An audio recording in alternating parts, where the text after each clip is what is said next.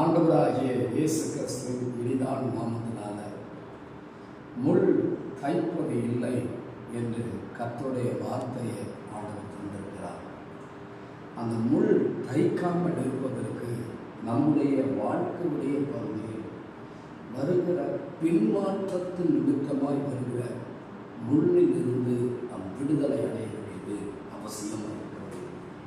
இரண்டாவது பகுதி ஆண்டவருடைய நாமத்தின் உதவியால் பிசாசு ஒவ்வொரு மனிதனுடைய வாழ்க்கையை பிடிக்கக்கூடிய மூன்று பகுதி.